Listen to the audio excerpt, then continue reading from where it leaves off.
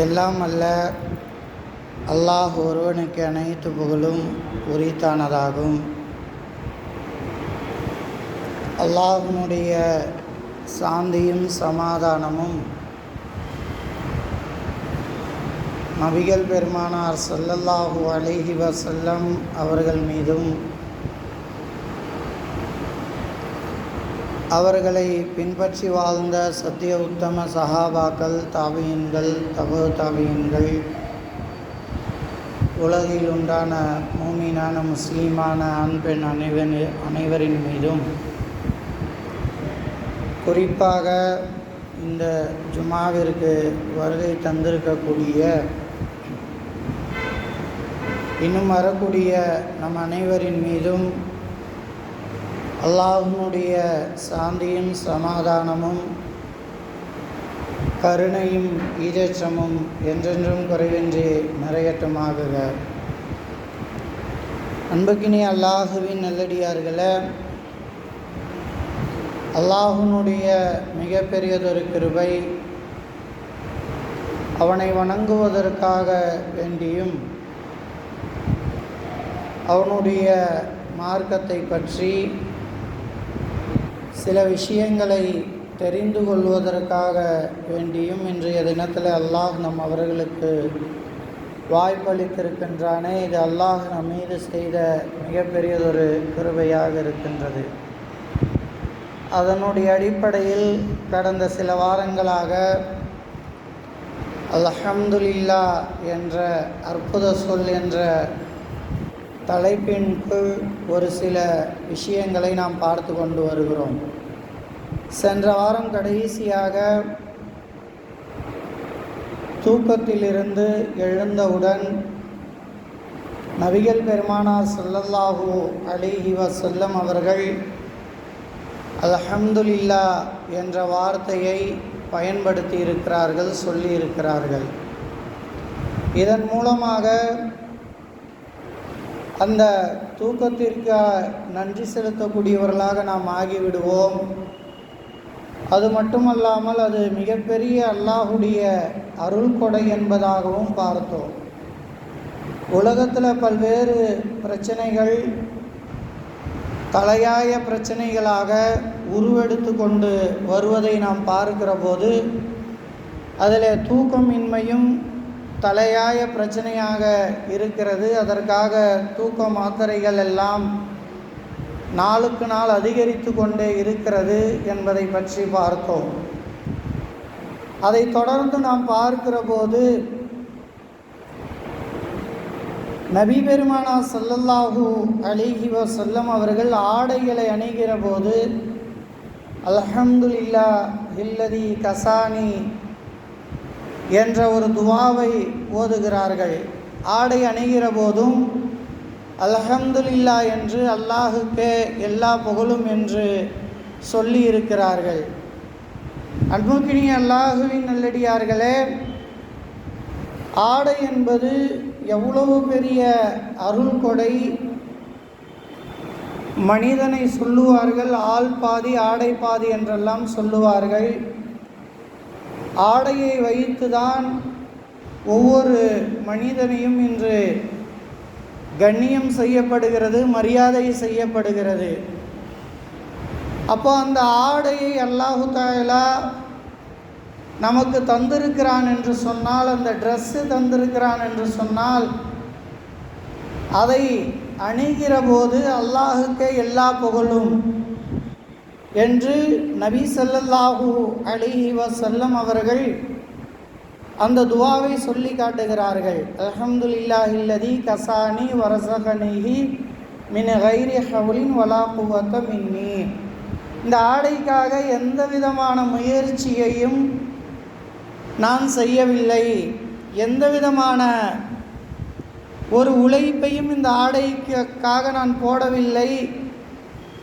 இந்த ஆடைக்கு பின்னால் எவ்வளவு முயற்சி இருக்கிறது, எவ்வளவு உழைப்பு இருக்கிறது என்று நாம் பார்த்தோம் என்று சொன்னால், அந்த ஆடையை நெய்வதில் இருந்து நெசவாளர்களிலிருந்து அதை மார்க்கெட்டிங் செய்கிற வரை அதற்காக அந்த மார்க்கெட்டிங்க்கு செய்த பிறகும் அந்த ஷாப்பில் உழைக்கக்கூடிய பெண்கள், ஆண்கள் அது நம்ம கைக்கு வந்து அடைவதற்கு எவ்வளவோ உழைப்புக்கு அப்புறம் அந்த ஆடை நமக்கு கிடைக்கிறது.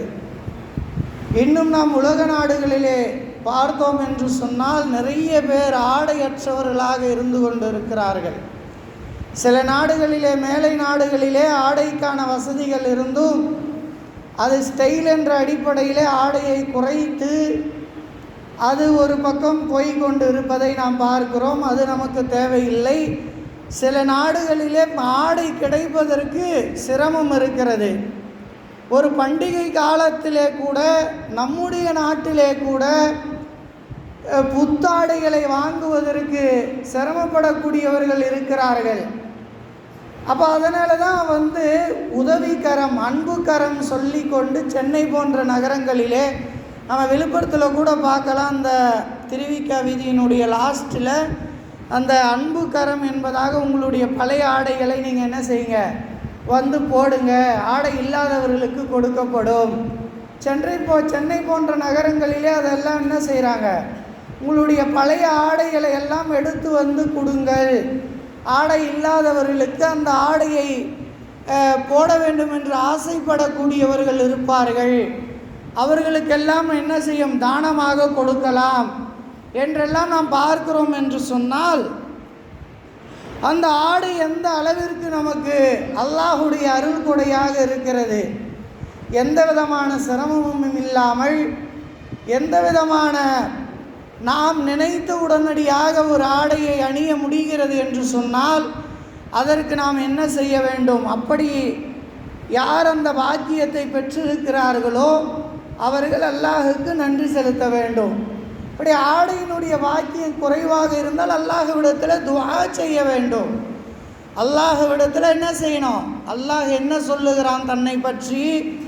2வது ஜுஸூலே குறிப்பிடுகிற போது, வைதா சஅலக இபாதி அன்னி ஃபஇன்னி கரீப், என்னுடைய அடியார்கள் நபியே என்னை பற்றி உன்னிடத்தில் கேட்டால், உங்களிடத்தில் கேட்டால், ஃபஇன்னி கரீப், நான் சமீபத்தில் இருக்கிறேன் என்று அல்லாஹ் சொல்லுகிறான்.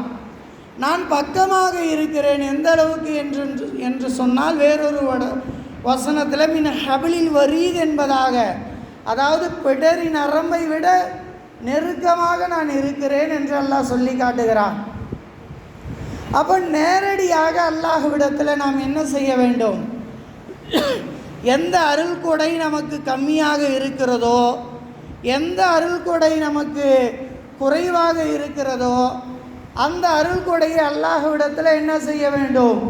துஆ செய்ய வேண்டும். துஆ செய்து அல்லாஹ்விடத்தில் அதை நாம் பெற்றுக்கொள்ள வேண்டும்.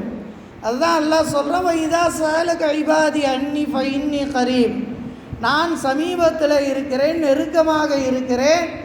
என்னுடைய அடியார்கள் என்னிடத்தில் கேட்டால் ஃபல்யஸ்தஜீபூ லீ, நான் பதிலளிக்கிறேன் என்று அல்லாஹ் தஆலா என்ன செய்கிறான், சொல்லுகிறான்.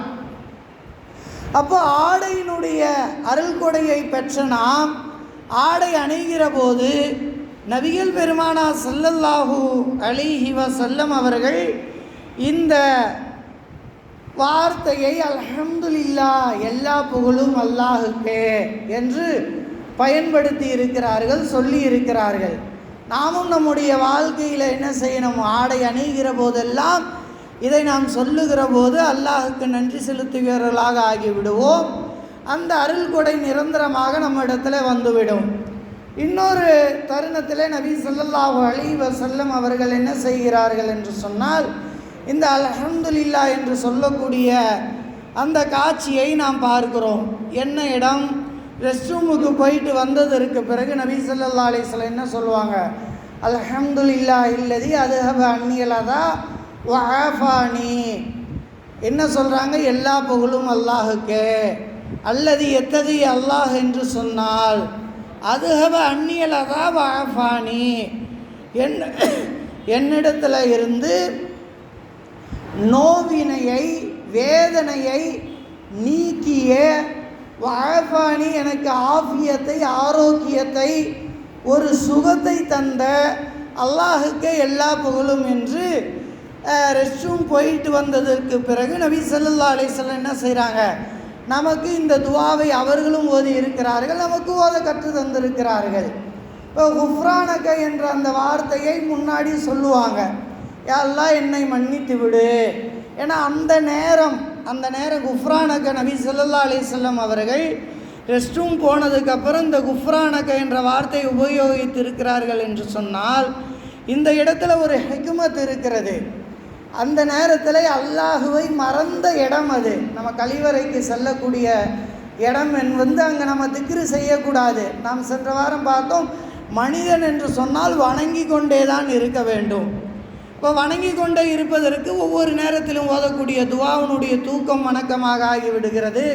வியாபாரத்தை ஹலாலாக செய்தால் வியாபாரம் இது வணக்கமாக ஆகிவிடுகிறது என்பதாக பார்த்தோம்.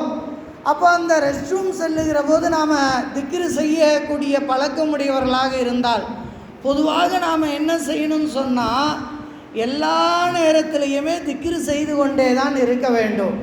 நம்ம வாகனத்தில் செல்லும்போது வாகனத்தில் ஏறும்போது அந்த துவா இருக்கிறது, சுபஹான் அல்லதி சஹரலனா ஹாதா வமா குன்னா லஹு முக்ரினின் என்பதாக. ஆனால் அடுத்தடுத்து நாம் சும்மாவே என்ன செய்யக்கூடாது, வாகனத்தில் வரக்கூடாது. எல்லா எதிர்க்க வரக்கூடிய வாகனங்கள், பின்னாடி வரக்கூடிய வாகனங்கள் மிரர் வழியாக நாம் பார்த்தாலும் நாம் நம்முடைய உள்ளம் என்ன செய்ய வேண்டும், அல்லாஹுவை திக்ரு செய்து கொண்டே இருக்க வேண்டும். அதுக்கு தான் நமக்கு பெரியார்கள் நல்ல வழிமுறையை சொல்லியிருக்கிறாங்க. நம்முடைய மூச்சு உள்ளே போகும்போது அல்லாஹ் என்பதாக சொல்லுங்கள், வெளியே வரும்போது ஹூ என்பதாக சொல்லுங்கள். இந்த பயிற்சி நாம் பெற்றுட்டோம் சொன்னால் நம்ம எல்லா நிலையிலும் ஆட்டோமேட்டிக்காக அந்த திக்ரு என்ற அந்த செக்ஷன் போய்கிட்டே இருக்கும். உள்ளே போகும்போது அல்லான்னு போய்கிட்டே இருக்கும். நம்ம வேலை தவிர நம்ம சும்மா இருக்கும் போது வேலை செய்யும் போதும் அந்த இதயம் நம்மை அறியாமலேயே என்ன செய்து கொண்டு இருக்கும், திக்ரு செய்து கொண்டு இருக்கும். அந்த சிந்தனை ஓட்டங்கள் போய்கொண்டே இருக்கும். மனிதனால் பல்வேறு சிந்தனைகளை ஒரே நேரத்தில் நாம் சிந்திக்கிறோமா இல்லையா?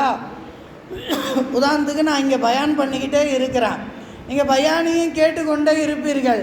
ஆனால் உங்களுடைய மூளையை பிரெயினில் ஒரு செக்ஷன் என்ன பண்ணால் எதையாவது ஒன்று சிந்திச்சுக்கிட்டு இருக்கும்.